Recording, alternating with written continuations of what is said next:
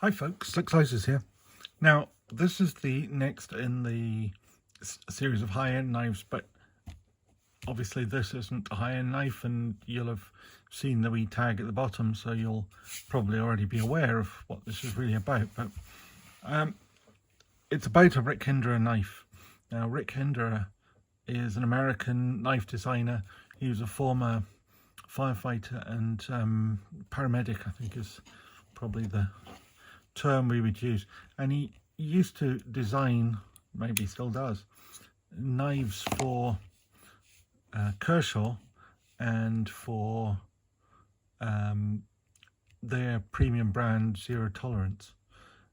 It's there is a school of thought that says that he designed better knives for ZT than for himself, and that ZT have a reputation for making them better than Rick does himself. But I don't know about that. I've never had any ZTs, and this is the only Rick Hinderer Kershaw that I have, that my wife bought me for Christmas, just as a wee, almost as a little joke, because she bought me a new display cabinet and she wanted something to put in it, and this was what she bought. And I wouldn't necessarily know whether she would know who Rick Hinderer was. I don't believe she would, but you'll see on there that this is a Rick Hinderer design. This one, of course, is made in China and sells for around about £10, and no doubt it's probably even cheaper than that in dollars in America. But it's the only Rick Hinderer that I have. Now, this is a small knife, as you will no doubt be able to tell.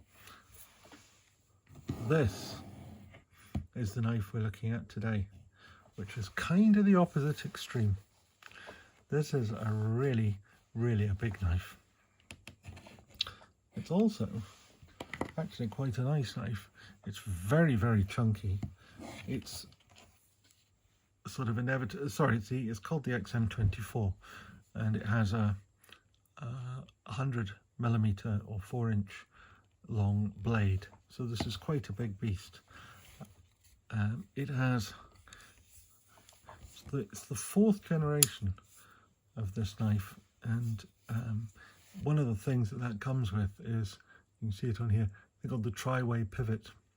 The tri-way pivot means that in the box with it, it comes with nylon washers, phosphor bronze washers, and bearings, and it also comes with some stainless steel washers to flesh them out, so that you can choose.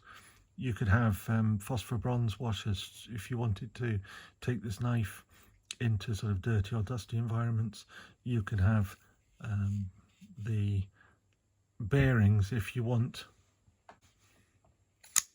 super slick action, or you can put in the plastic washers if I can't think why you'd put in the plastic washers really, unless you wanted something that's disposable. I don't know why you would do it really, but there we are. That's the options.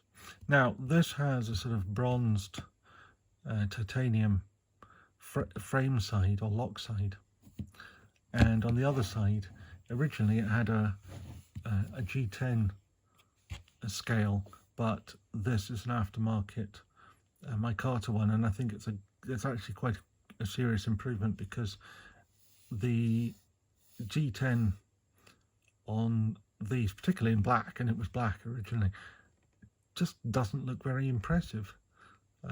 And when you're paying for a knife, which I think from Lamnia, this is a little over £600 just with the G10 scale, I think you could be forgiven for getting it and thinking, you know, not be that impressed, be a little underwhelmed by it. But this micarta does make quite a difference. Should also point out it has a titanium lining behind that micarta, and while we're out looking at the back, it's also got these 3 standoffs, which makes it a very solid workman-like knife. And one of the things that Rick always says is that he makes knives to be used, not to be looked at. Now, they come in various blade shapes, and this is clearly quite an aggressive sort of Bowie clip back blade, and which I think makes it look a bit sort of stabby. So it probably wouldn't be the blade shape I would choose, but it does look impressive, and it feels pretty impressive in your hand as well. Because, you know, this isn't a lightweight knife. It's over 200 grams, which is what, about 8 ounces or something like that. I'm guessing, I don't really know, but something of that sort of nature. You've got a stonewash blade, so it's, you know, it's made to be used and to be carried. But I would probably, if it was me, I would probably go for one of the slightly less aggressive blade shapes than this. But that being said, I actually quite like this knife. I did some research on Hinderer, and I got some interesting responses. One of the things, somebody had called him out on the hardness of his blades, and saying that they were considerably softer than they were advertised as being. And Hinderer brought out a cease and desist, or got his lawyers to issue a cease and desist letter, which seemed a bit harsh against a YouTuber, but, you know, nonetheless, you never know the full story. You don't know how much he'd been tested before it came to him issuing that document. But you know, I think he does turn out a good knife. Now, the only experience I have from Hinderers in the past was one of my good friends, Al, at UK Legal Knife Reviews, I think it's called.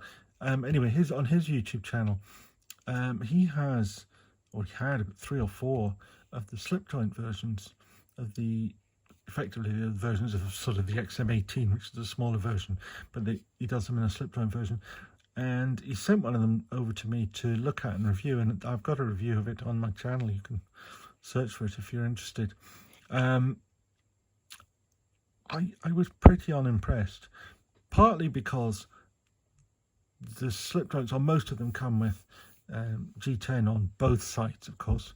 So, okay, that's a little bit more symmetrical, so that ought to make me happier, and in a way that sort of does. But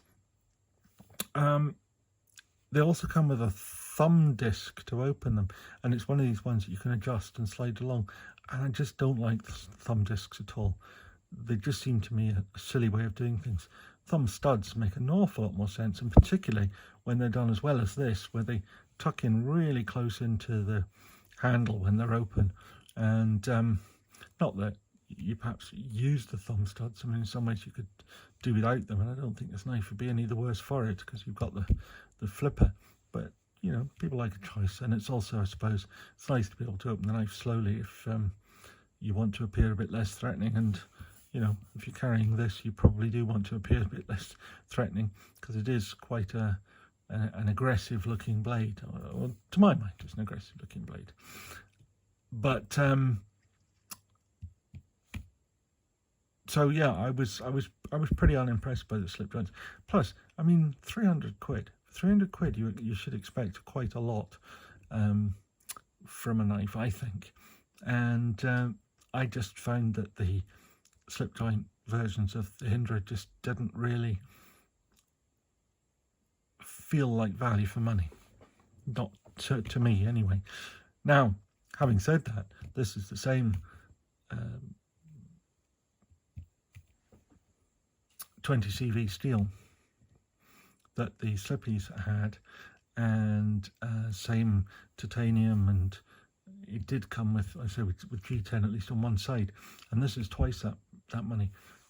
Somehow this feels rather more, well, it's never going to be value for money. So a £600 knife is £500 more than you need to spend to have a good knife. So, you know, it's never going to be good value for money. But this does feel at least as though you're getting something for your money. It's got some good build quality to it, some nice finishing, a lovely action, a really sort of chunky blade. And when it comes to the action, if I can do this without actually hitting the camera, go on, down you go. It's caught on the detent. Caught on the detent ball. Right, go on, down you go. Up, there we go.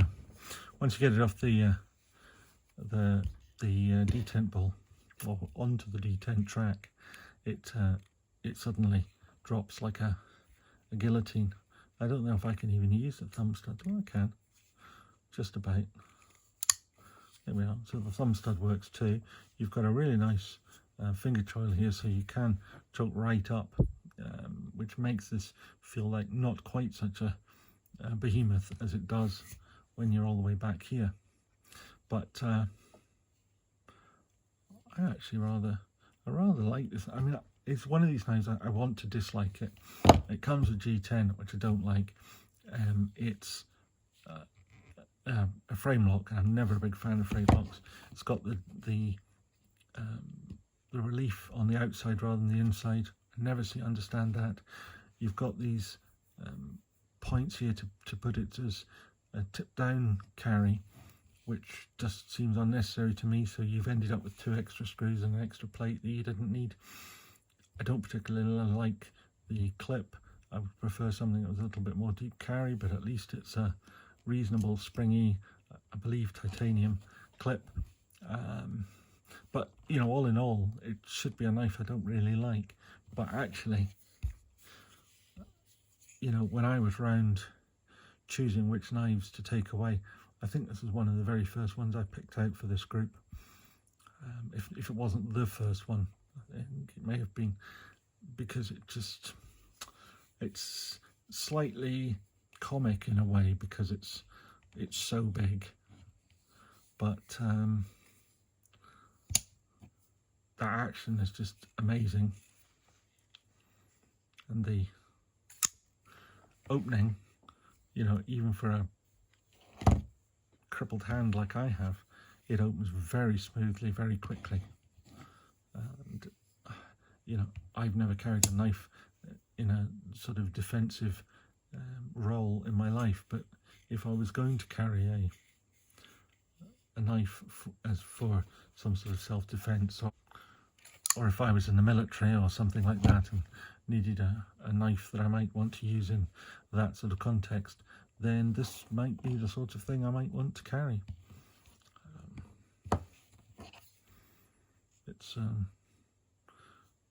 It's a good, solid knife. Anyway, I don't know if I've got much else to say about it other than that, really. I've probably said about all there is. I didn't mention that there was a lanyard hole in it, but you've probably already seen that. I can't think there's anything else I particularly wanted to bring to anybody's attention. There is the over travel stop, and there is a steel liner in the lock bar, which I suppose are things one might just sort of take as a given in a knife of this size and quality, but nonetheless, thought I'd mention it. So, if you like this stuff, then please give it a thumbs up. If you'd like to leave a comment, that would be very nice. And if you want to see more of these, please subscribe, ring the bell. I have got knives that are even more impressive than this to come in this batch, and there'll be another batch after that, hopefully. So thank you all for coming. See you soon. Bye.